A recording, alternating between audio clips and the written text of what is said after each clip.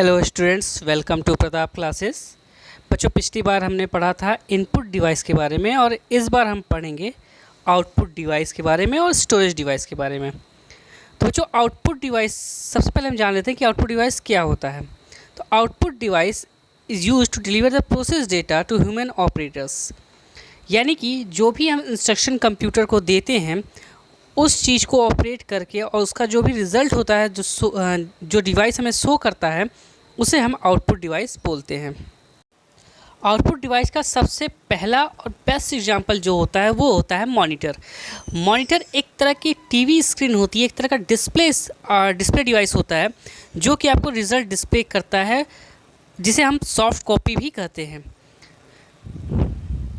अगर हम इसके डिफिनीशन की बात करें तो इसकी डिफिनीशन इस तरह से है कि it is a video display unit that display the input data enter by the user and the output generated by the CPU. यानी कि एक तरह का वीडियो डिस्प्ले यूनिट होता है जो कि हमारे आउटपुट को डिस्प्ले करता है, जो भी हम डेटा इनपुट करते हैं कंप्यूटर्स को। अगर हम मॉनिटर के टाइप्स की बात करें तो बेसिक दो तरह के मॉनिटर होते हैं। एक होता है कैथोड रे ट्यूब और दूसरा होता है flat panel display. Cathode ray tube एक तरह की बीम्स होती है इलेक्ट्रॉन्स की, जो इलेक्ट्रॉन गन के अंदर एमिट होती है, और फॉस्फोरस कोटेड सरफेस जो होता है, जो आगे स्क्रीन में दिखती है, वो फॉस्फोरस कोटेड होती है और उस पर वो इलेक्ट्रॉन्स जब पड़ते हैं तो वहाँ पर डेटा डिस्प्ले होता है। यानी कि जो भी डिस्प्ले है वो उसी इलेक्ट्रॉन्स के गिरने पैटर्न्स के हिसाब, जब इलेक्ट्रॉन्स उस पैटर्न के हिसाब से गिरते हैं डेटा के पैटर्न्स के हिसाब से, तब वो डिस्प्ले हमें शो करता है। अब अगर हम फ्लैट पैनल डिस्प्ले की बात करें तो फ्लैट पैनल डिस्प्ले को चार तरह से बांटा गया है। पहला है liquid crystal display diodes, light emitting diodes, plasma panels और इलेक्ट्रोन्यूमिनेसेंस। लिक्विड क्रिस्टल डायोड्स एक तरह का लिक्विड क्रिस्टल्स होते हैं, एक तरह की डायोड्स होती है जो लिक्विड क्रिस्टल से बनी होती है, और जब भी इंस्ट्रक्शंस को मिलते हैं कंप्यूटर को तो उस हिसाब से वो डायोड्स उसी के हिसाब से, उसी ग्राफिक्स के हिसाब से खुद को अरेंज करता है लाइट्स को, और हमें डिस्प्ले शो होता है। नेक्स्ट है लाइट एमिटिंग डायोड्स। इस डायोड्स में ये भी एक तरह की डायोड्स पे ही होते हैं, यानी कि जो टेक्नोलॉजी होती है वो डायोड्स पे ही बेस्ड होती है, लेकिन इसमें लाइट एमिट्स होती हैं डायोड्स पर, और जिसकी वजह से डिस्प्ले होता है। अब प्लाज्मा पैनल की बात करें तो प्लाज्मा पैनल बच्चों सबसे पहले मैं बता दूं कि ये महंगा बिकता है, इसलिए प्लाज्मा को, ये आपको प्लाज्मा मॉनिटर जल्दी नहीं मिलेगा देखने को। और प्लाज्मा पैनल जो होते हैं एक तरह के पैनल्स होते हैं जो कि प्लाज्मा से बने होते हैं, यानी कि जब लाइट्स प्लाज्मा पे पड़ती है तो तब डिस्प्ले होता है। नेक्स्ट, अब जो सेकंड हमारा डिवाइस है आउटपुट डिवाइस वो है प्रिंटर। अगर हम प्रिंटर के डिफिनीशन की बात करें तो कुछ इस तरह से है कि a printer is an output device required to convert the desire output into printed images and text. यानी कि प्रिंटर एक ऐसा आउटपुट डिवाइस है जो कि हमें जो भी आउटपुट होता है हम उसे प्रिंटेड इमेज और टेक्स्ट के फॉर्म में देता है, यानी कि हमें प्रिंटेड फॉर्म में देता है ऑन पेपर पे। यानी कि जो हम मॉनिटर पे जो आउटपुट देखते हैं वो सॉफ्ट कॉपी बोलते हैं, और जो प्रिंटर से हमें जो आउटपुट मिलता है उसे हम हार्ड कॉपी बोलते हैं, क्योंकि वो पेपर पे प्रिंटेड होता है। अगर हम प्रिंटर के टाइप्स की बात करें तो प्रिंटर के तीन टाइप्स होते हैं mainly: inkjet printer, dot matrix printer और लेज़र प्रिंटर।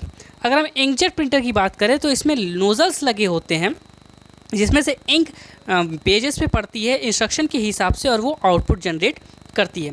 अगर हम एडवांटेज की बात करें इंकजेट प्रिंटर के तो मैं इसे पढ़ के सुना देता हूँ आपको सबसे पहले कि they produce good quality images, they are light weight and compact, inkjet printers are considerably cheaper than laser printer.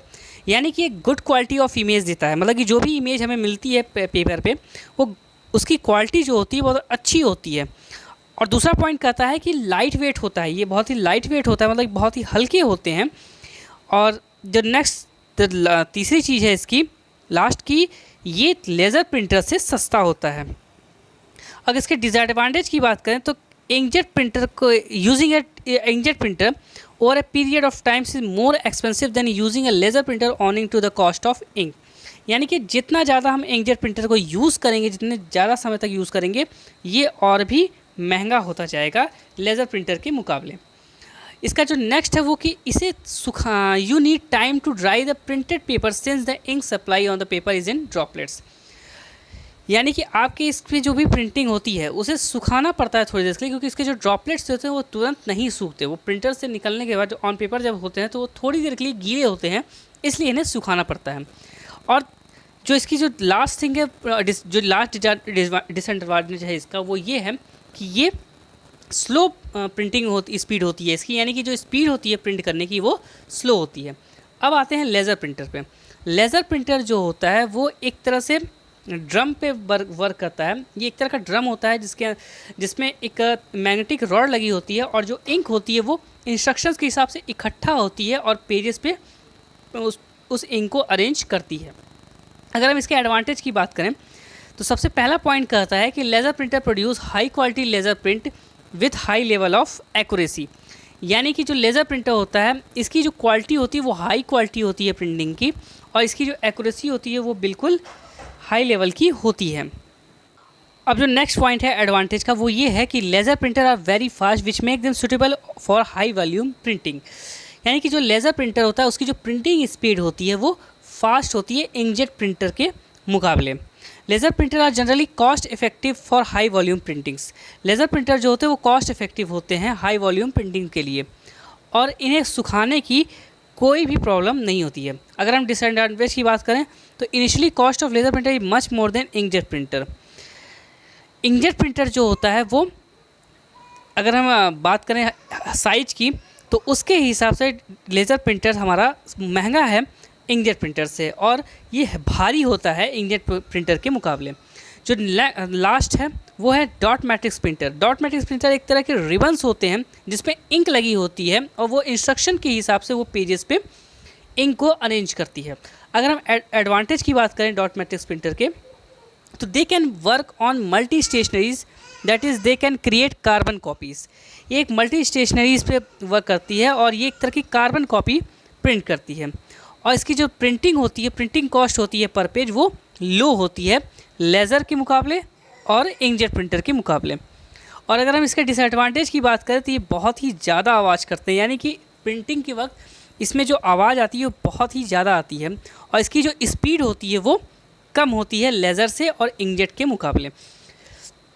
बच्चों, अगर हम डॉट मैट्रिक्स प्रिंटर की बात करें तो डॉट मैट्रिक्स प्रिंटर आपको मेनली सरकारी दफ्तरों में अक्सर मिल जाएंगे देखने को, जहाँ पर जैसे फॉर एग्जांपल अगर हम टिकट की बात करें तो वहाँ पर डॉट मैट्रिक्स प्रिंटर यूज़ होते हैं, क्योंकि आप जो टिकट देखते हैं उसका जो पेपर होता है वो कुछ अलग तरह के होते हैं, इसलिए डॉट मैट्रिक्स प्रिंटर अक्सर वहीं पर यूज़ होते हैं। तो बच्चों, ये तो हो गई आउटपुट डिवाइस की बात। अगर हम बात करें स्टोरेज डिवाइस की बात, तो स्टोरेज डिवाइस को हम सेकेंडरी स्टोरेज डिवाइस भी बोलते हैं, क्योंकि जो भी इस वर्क होता है, जब कंप्यूटर जब पूरा वर्क कर लेता है तो उसे फ्यूचर यूज रेफरेंस के लिए सेव कर लेता है डिवाइस में, इसलिए हम इस स्टोरेज डिवाइस को सेकेंडरी स्टोरेज डिवाइस भी बोलते हैं।